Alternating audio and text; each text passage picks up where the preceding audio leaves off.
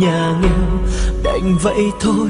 Ngày hai buổi sớm hôm đi làm, mình nghèo thế nên bạn cũng không tình yêu cũng buồn, tay trắng nên âm thầm quạnh hiu. Rồi trời cũng sẽ có lúc cho ta qua phận nghèo, vì chẳng ai nghèo ba họ khó đâu ba đời. Một ngày biết đâu giàu có sao tự an ủi mình, đời phải đâu riêng mình cơm áo gạo tiền. Cuộc đời thử hỏi có ai chẳng muốn mình sáng giàu, hỏi có ai muốn bấp bênh trong cảnh nghèo khó. Đã chót sinh ra mang được ngay tiếng con nhà nghèo, đành thế thôi học trèo cao chỉ thêm té đau. Nghèo thì thử hỏi có ai muốn kết bạn tâm tình, hỏi có ai thèm lắng nghe lời người nghèo khó. Muốn nói yêu ai nhưng lại thôi bởi thân phận nghèo, chỉ mong sao kiếp sau cho ta qua phận nghèo.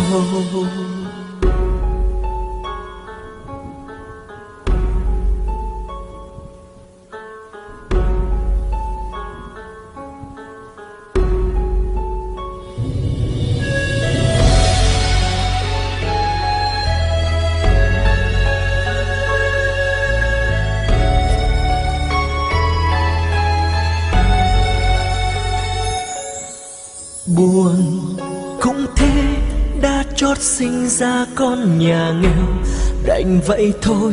Ngày hai buổi sớm hôm đi làm, mình nghèo thế nên bạn cũng không tình yêu cũng buồn, tay trắng nên âm thầm quạnh hiu. Rồi trời cũng sẽ có lúc cho ta qua phận nghèo, vì chẳng ai nghèo ba họ khó đâu ba đời. Một ngày biết đâu giàu có sao tự an ủi mình, đời phải đâu riêng mình cơm áo gạo tiền. Cuộc đời thử hỏi có ai chẳng muốn mình sáng giàu, hỏi có ai muốn bấp bênh trong cảnh nghèo khó. Đã chót sinh ra mang được ngay tiếng con nhà nghèo, đành thế thôi học trèo cao càng thêm té đau. Nghèo thì thử hỏi có ai muốn kết bạn tâm tình, hỏi có ai thèm lắng nghe lời người nghèo khó.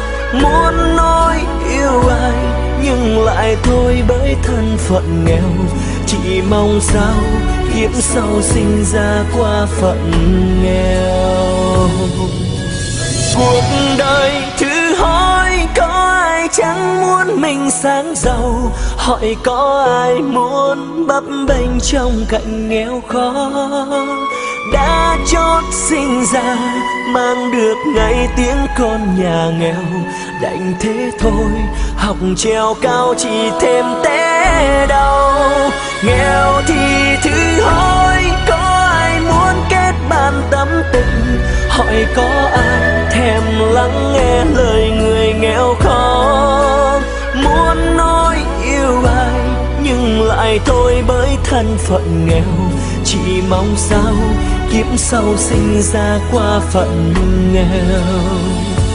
Chỉ mong sao cho kiếp sau không còn nghèo.